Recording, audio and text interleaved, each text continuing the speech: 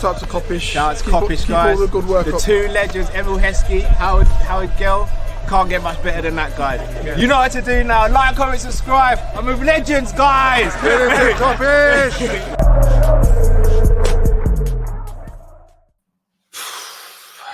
Yes, people.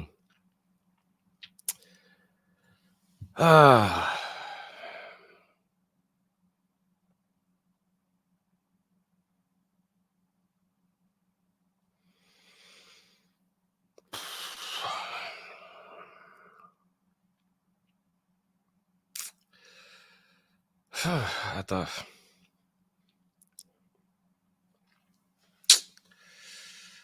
man, this is crazy, people, man.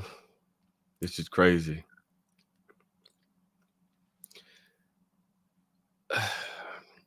It's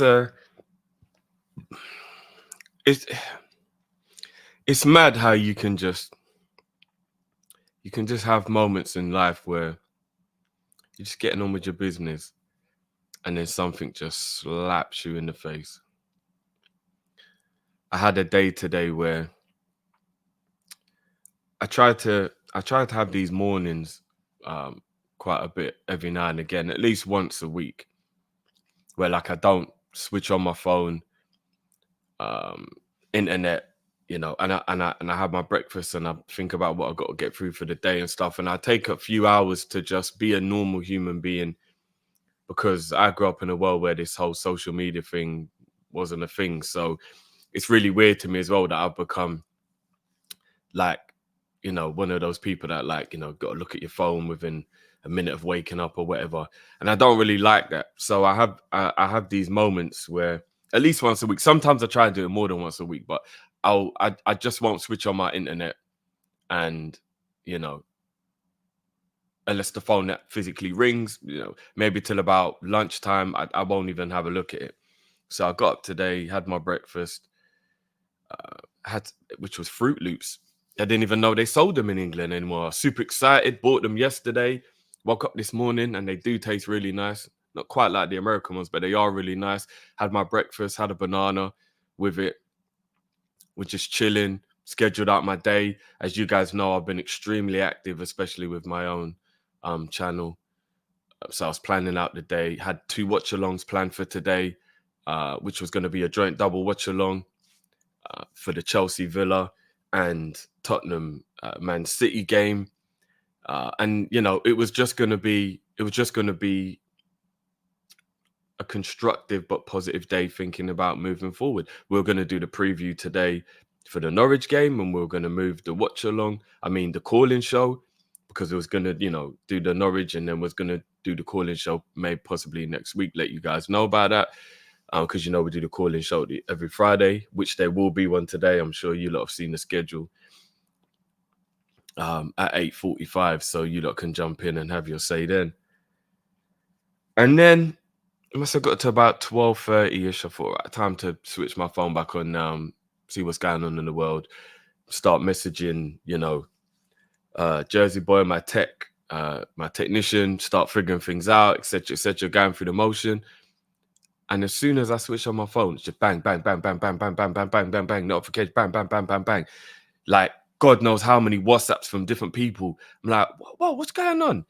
And it's an overwhelming, weird feeling. And that's why I called this, it feels like a death in the family, because he is part of the family, and it does feel like there's a death in the family, but not to exaggerate, because obviously death is worse than anything, but it's because I likened it to that feeling that anybody may have had where you get a phone call from someone, and it sometimes it's somebody who doesn't even call you very often, or they never call you around that time or whatever, and straight away, like, is something wrong here? And then you hear the tone of their voice and you immediately know there's a problem, there's something wrong here. And you get that overwhelmingly weird, warm, weird feeling of anxiety that like comes over you until you even know what it is, or if you find out the bad news, it continues to like overwhelm you. And that's what it felt like. That's what it felt like today. Like, it was like, what? This can't be real. And I was just about to jump in with Cal, but then he had to finish up. So then we had an off-air conversation, and Yeah, I can't really. I don't know, man. I don't know. It's just weird, man. It's just weird. Like, and I didn't want to do this before I'd watched both of the videos as well. So I've watched the announcement video we did last night, and then I've watched the press conference today. And I do get why he's doing it.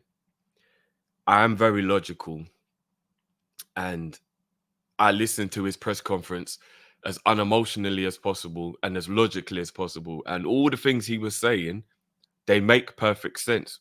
Like, I fully understand. He is a human as well. We have to understand. He said he's never known what it feels like to be normal.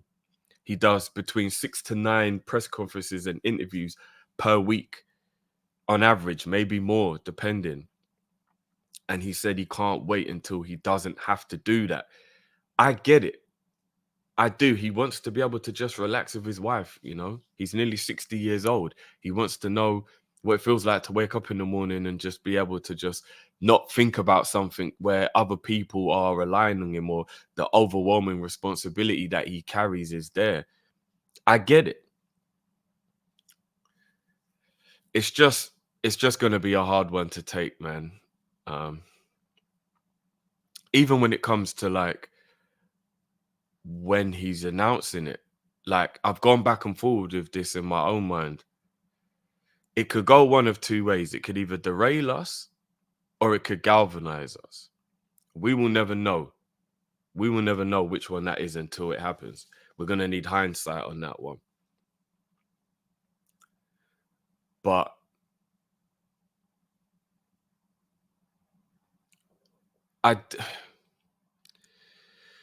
I do get where he's coming from based on the fact that he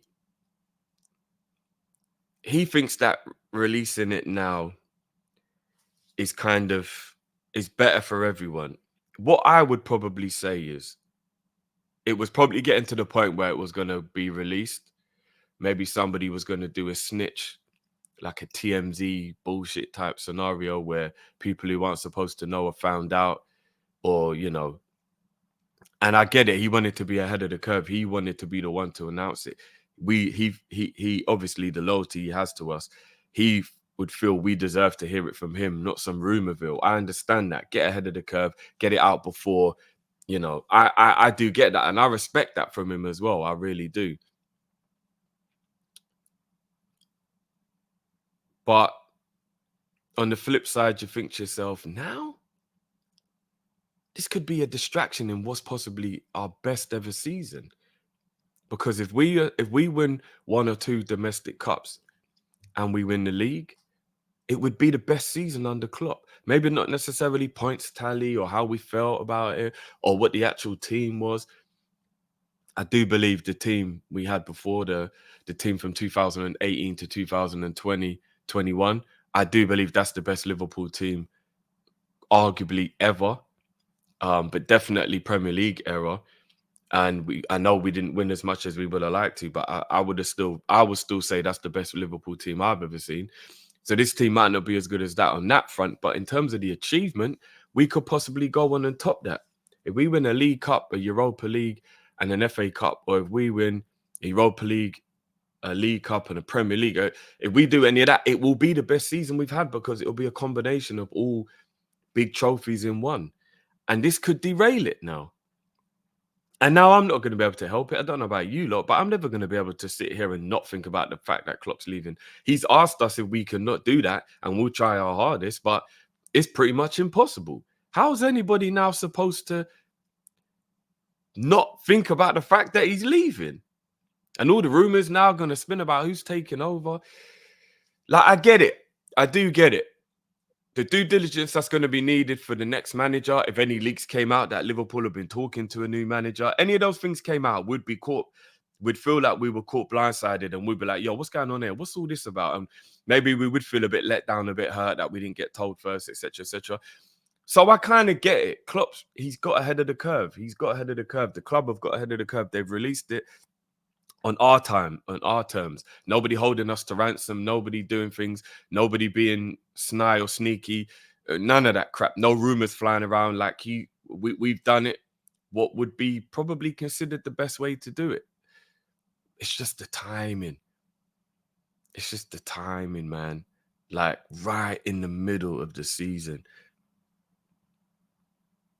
I'm devastated, people, as I'm sure the majority of you are. I'm absolutely devastated. I really don't know how. I don't know, man. I don't know, man. Shout out to all the people who wanted Klopp out. You're about to get what you wanted. But yeah, man. I'm devastated, people, man. I'm devastated. I just wanted to address you guys on a one-up thing, you know, to just get a few things off of my chest. And then, as I said, man, we will be back at 8:45 with a call-in show where everybody can call in. I'm sure it's going to be a crazy show. And we can all kind of mourn through it together, I guess. But yeah, this is wild. This is wild, man. This is absolutely wild. Big up Chris LFC every time. It says the news killed me inside today. I know, bro. I know exactly how you feel. An overwhelming, sinking, weird feeling. Like I said, like it still doesn't even really feel real. Like I was watching the press conference and I was like, nah, this shit can't be real, man. It's got to be a hoax or something. Like, you know what I mean? Like, it got to be a hoax or something. Like, I'm watching it. Like, I don't know if any of you have had any of those things happen to you in your life where you're just like, yeah, I'm just waiting until I wake up and be like, fucking hell, what a mad dream that was. You know, you even tell people, you're like, yeah, I had a crazy dream today, you know, like, or last night, like, it was mad. Like, you never guess what happened. Like, you know, you're just waiting for that moment. But nah, man, Klopp's guy, man. I don't know, man. I don't know. I don't know, people, man. I don't know. I don't even really know. I'm still not coming to terms with it. Like I said, man. I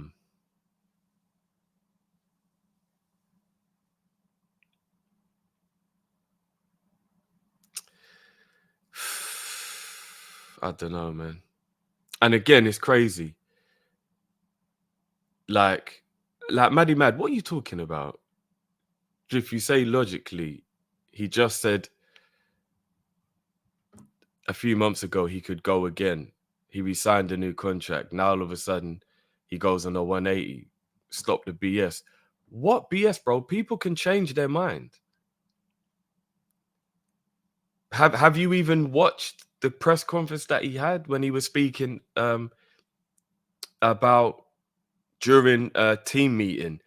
They were planning for the future and he had an overwhelming feeling come over him that can he actually motivate himself to do that, because they plan ahead, way ahead. Things we don't know. These are the ins and outs that we don't know. They plan way ahead into next season for things from this season to make sure things flow properly. And during conversations and meetings they've been having about that, he came to a weird realization he didn't even know that he had within himself, that maybe you don't have the energy to actually do that again. And we've all been there. We've all had things like that happen in our life where you think you're okay and then one day you realize you're not. Like, do you know what I mean? Like, and let's be honest as well.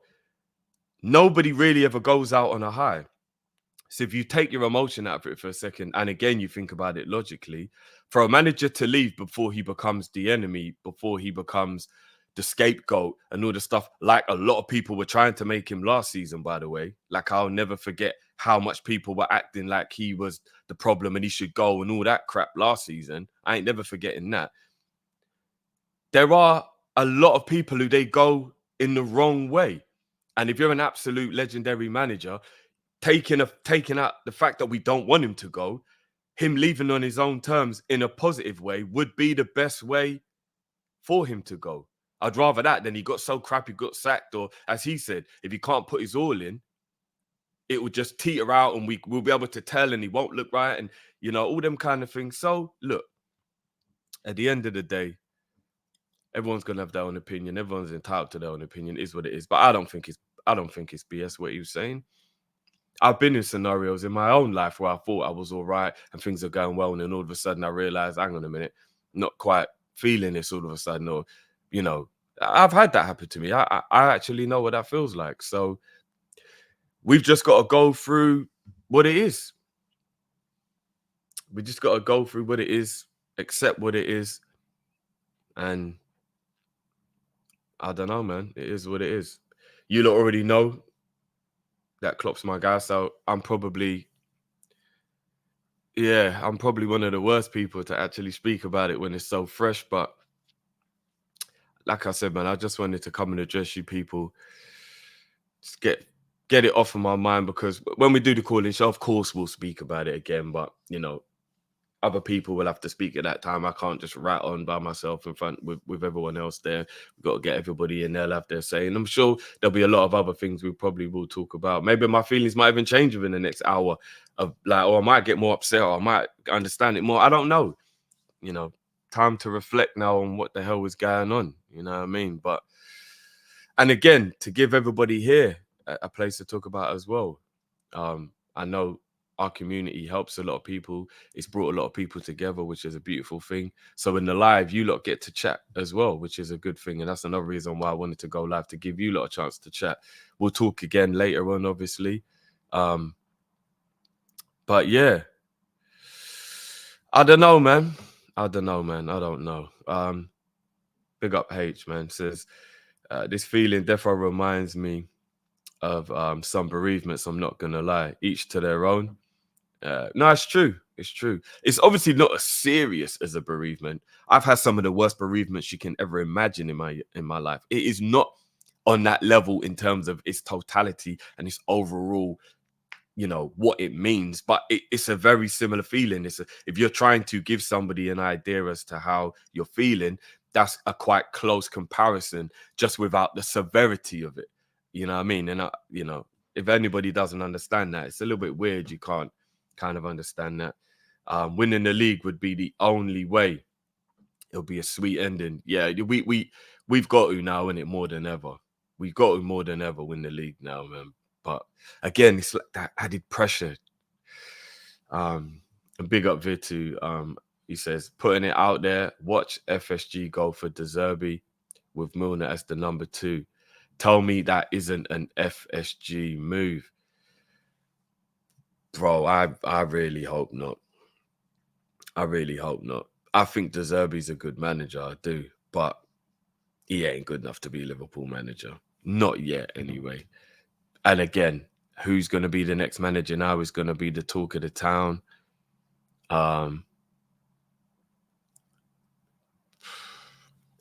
Is Alonso the right call? I don't know. Again, it's a lot of pressure. Unbelievably crazy amount of pressure now to come in and do this now. We're going to need a Paisley level effort, because this is a Shankly Dalglish moment. It really is. When those two people announced they were leaving, which a lot of us won't have felt personally, but to the club, and I've watched things and I know about these things. It's a moment like that. It's, where do we go from here? We never bounced back from the Dalglish one. But we bounced back from when Shankly left. Paisley took us on to a whole nother level. But that was because the foundations were there. Let's hope whoever we bring in can do that because of the foundations that Klopp has laid. Let's hope we can go on and achieve a Paisley level takeover. But that's a very far-fetched thing to think or to do, especially when you've got Guardiola in the league still. And that's what's doing my nut. Klopp didn't get 1 year without that guy. I know he had the half year when he took over, but that's not really his year, is it? That was not his players and all that kind of stuff. From the summertime where he got to bring in his players, etc., Guardiola arrived. And Klopp hasn't been allowed to have 1 year without that Fassi in the league. Doing up 115. Plus the fact he's a sensational manager, even taking away the charges. He is. We didn't get 1 year without him. And then do you know what's even more crazy? Whoever comes in at Liverpool has the added pressure and the disadvantage based on people like Poch, if he's still at Chelsea, Arteta, if he's still at Arsenal, even Postecoglou now at Tottenham, that if City do get in the type of trouble which either makes Guardiola leave or Man City get relegated, Klopp's not going to be there to be able to capitalize on it, which he would unquestionably. So whoever we bring in has got to be ready in case that happens, because we got to be the ones to take those reins and run with it. There's just so many variables, man. There's so many variables. This is just, it's mad. It's mad. And you know what as well, people? Just try not to let the rivals get in your head, man. They're going to do what they're going to do. You know what I mean? Let them. What they're doing now is the biggest form of flattery, because they absolutely know what a phenom and a sensation Klopp is and what this means. And it gives them a hope that maybe they may be able to go and do something because Klopp won't be around. So let them gloat. Let them gloat. You know, what goes around comes around. They'll get their time. Let them gloat, man. It is what it is. You know what I'm saying? Just try not to let it bother you. Don't let that be the reason you're annoyed. Be annoyed for your own reasons, not because of what everyone else is saying. But yeah, this is crazy, people, man. This is crazy, man. Big up everyone who's jumped in and is joining me live. Appreciate it, man. Nearly 800 of you in there. Smash the like button, please, guys. Subscribe if you're new.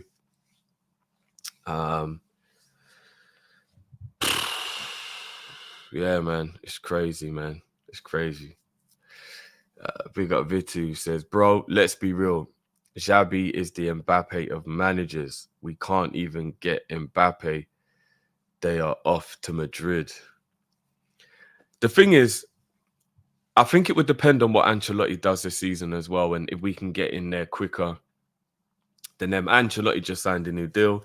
Real Madrid are going to win the league this season, so there would be absolutely no reason to sack him. Unless he stepped down and he didn't want to be there, then, you know. But again, you're right. We've got to think about it.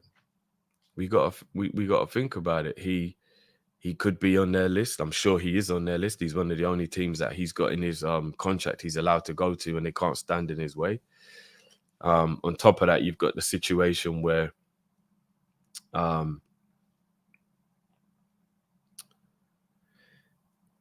which club would Xabi Alonso want to go to more? He'd have more control at Liverpool, I would say, than Real Madrid. At Real Madrid, you don't really have that much control as a manager. Xabi seems very hands-on. Maybe Real Madrid wouldn't suit him right now, or maybe if Liverpool and Real Madrid are both there at the same time. But the project at Real Madrid is very, very enticing, especially when they get Mbappe to add to Bellingham and all the other young players they've got. Who knows? Who knows, man? I don't know. I don't know. These conversations, I don't know. I don't know, guys, man. I really don't. I really don't, man. But what we're going to do, man? What we're going to do? But people, appreciate you jumping in. Appreciate you being here for this. And yeah, we'll chop this up a lot more at 8:45, guys. That's when we'll be back for the call-in show. I'm sure it's going to be inundated with people wanting to get in and have their say.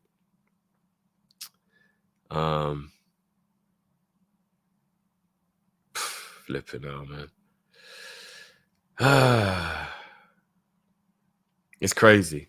It's crazy. It's crazy. It's crazy. But people, I'm going to keep it short and sweet because I know we're going to be talking about this for the rest of the evening. Big up everyone know. And yeah, like I said, I just wanted to give my opinion real quick. So I'm not nattering on with Callum, not having to sit there just listening to me only. But Klopp's leaving, man. Our worst nightmares are coming true. I didn't think I was going to have to think about this for another 2, 3, 4 years. It's just hit us like a ton of bricks out of nowhere, man. Whew. People, love, man. And we'll catch you. Make sure you're all back here. 8:45, people. Call-in show. Let's go, man. Let's go. I'm out, peeps.